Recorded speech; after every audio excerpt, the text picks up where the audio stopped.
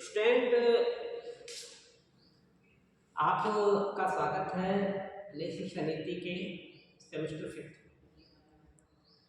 और semester fifth में छत्रपति साहू जी महाराज विश्वविद्यालय के द्वारा कुछ बहुत ही ब्रेकिंग न्यूज आने वाली है।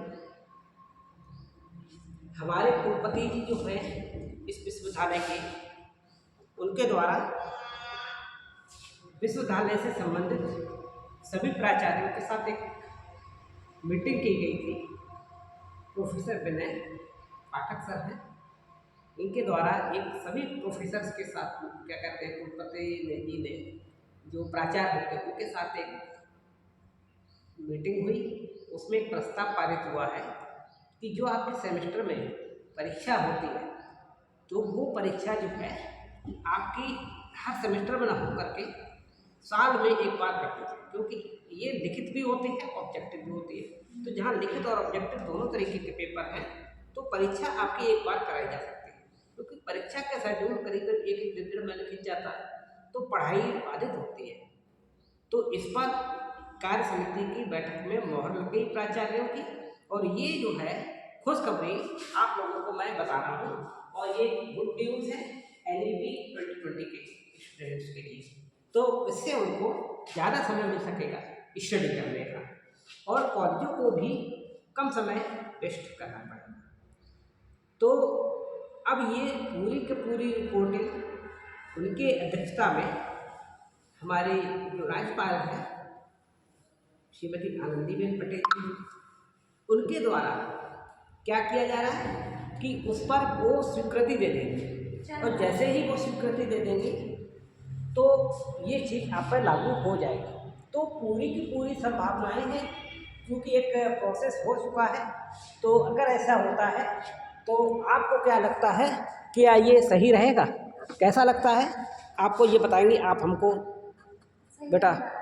अच्छा लगेगा तो इससे आपको समय मिल सकेगा। तो कुलपति जी का ये कार्यक्रम अच्छा मेहनत है, और सारे शिक्षकों के द्वारा भी ये जो किया जा रहा है तो सही है ना। तो आपको अच्छा लगा तो आप इसको सपोर्ट करते हैं इस चीज़ को, है ना। स्टूडेंट्स के द्वारा भी सपोर्टिंग है एक तरीके से, तो आपको भी अच्छा लग रहा है ना ये बात। तो इससे आपको अच्छे नंबर लाने में आसानी रहेगी। तो यही चीज़ मैं आपको ये बताना चाह रहा था कि इससे आपको बहुत फ़ायदे होंगे। तो इस ग्रुप नीट के साथ ही मैं आपको बताना चाहूँगा एजुकेशन के संबंध में जो भी मेरा सब्जेक्ट है, शिक्षा शास्त्र के बारे में बताना चाहूँगा। शिक्षा शास्त्र के सेमेस्टर फिफ्थ में आपके पास थ्योरी पेपर है, एक प्रोजेक्ट पेपर होगा और एक आपका प्रैक्टिकल होगा। थ्योरी पेपर में आपका एजुकेशनल असेसमेंट क्या है, एजुकेशनल असेसमेंट है।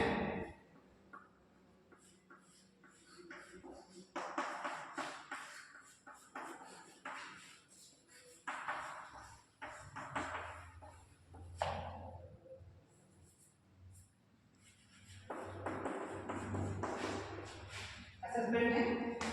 एजुकेशनल असेसमेंट के बाद में आपको एक और पेपर मिलेगा, वो होगा एजुकेशनल स्टैटिस्टिक्स।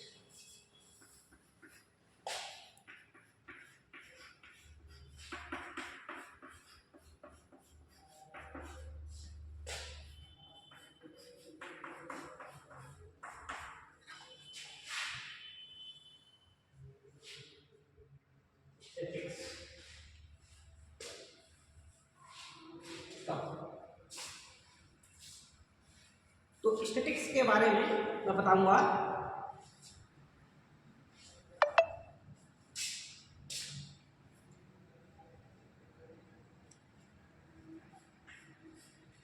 तो स्टैटिस्टिक्स जो है इसे सांख्यिकी कहते हैं। तो सांख्यिकी के बारे में आप जानेंगे। तो इसको रोक दो और एक सेकंड, ये देखो इस वाली उंगली से, ठीक है। तो ऐसा होने से क्या हुआ कि ये आपका यहाँ पर इस पर एक आपको प्रोजेक्ट तैयार करना होगा। ये बिग ब्रेकिंग है, प्रोजेक्ट है, और ये प्रोजेक्ट आपका होगा 100 बार ये आपको नंबर गेनिंग कराएगा। साथ में तीसरी चीज आपके पास आ रही है प्रैक्टिकल।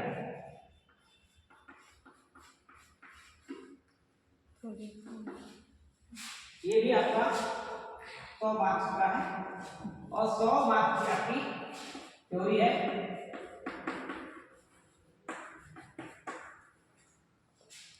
तो इस चीज के साथ में आपको तैयारी करनी पड़ेगी कि 100 नंबर की आपकी थ्योरी और 100 नंबर की इस थ्योरी में आपको 25 नंबर इंटरनल असेसमेंट के हैं और 75 नंबर का आपका पेपर होगा। तो अगर ये जो नई शिक्षा नीति का ये जो कुलपति जी के द्वारा जो कार्यक्रम चल रहा है अगर ये सफल हो गया तो इसका मतलब ये हुआ कि आपको ये सेमेस्टर की तो तैयारी है ही है, जो अगला सेमेस्टर होगा उसमें ऑब्जेक्टिव होगा जाके पेपर और ये रिटन होगा। तो इस रिटन पेपर का 75 नंबर का आपको विश्वधारा के द्वारा पेपर की तैयारी करनी पड़ेगी। इसी तरीके से 75 नंबर के ही ऑब्जेक्टिव पेपर की तैयारी करनी पड़ेगी। और यहाँ आपको पासिंग मार्क लाने वाली बात को भी समझना पड़ेगा।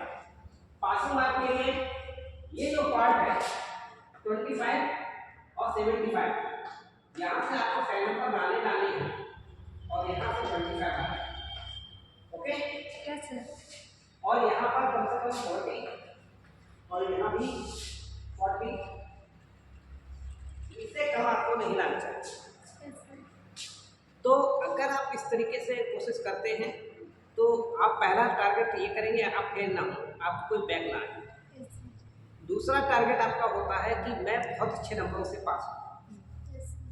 यहाँ पर एक चीज़ और मैं आपको बता दूँ, नई शिक्षा नीति में कह दिया है कि जो उच्च शिक्षा और प्राप्त करना चाहते हैं, जैसे अब आपके सामने 5th सेमेस्टर में हो तो चैलेंज बढ़ जाता है। 5th सेमेस्टर की गर्ल्स के लिए बॉयज़ के लिए बहुत बड़ा चैलेंज ये बढ़ जाता है कि नई शिक्षा नीति में प्रावधान कर दिया है कि जो 60% से कम नंबर लाएगा, ठीक है ना, तो उसको सर्टिफिकेट मिलेगा, डिग्री मिलेगी, वो लिबरल डिग्री होगी, लिबरल सर्टिफिकेट होगा। यानी कि वो उसमें लिखा होगा, संकेत होगा कि आप 60% से नीचे के हैं और ऐसे बच्चे को ऊपर MA वगैरह करने के अवसर प्राप्त नहीं होंगे। तो ये बहुत बड़ा सावधानी का पल। तो आपको वो तैयारी के साथ में नई शिक्षा नीति में आगे बढ़ना चाहिए। लेकिन एक बहुत बड़ा पॉजिटिव पक्ष भी है। पॉजिटिव पक्ष क्या है कि आपको रिसर्च का ऑप्शन मिल गया। यहाँ पर रिसर्च प्रोजेक्ट आ गया है आपके पास। रिसर्च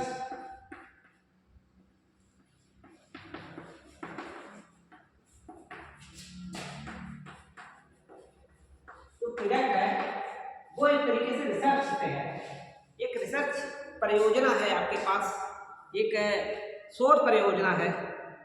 वो शोध परियोजना आपके लिए 100 नंबर का प्रोजेक्ट है असेसमेंट के समय। तो वो चीज़ आप चाहेंगे अगर अच्छी तरीके से मेहनत करते हैं।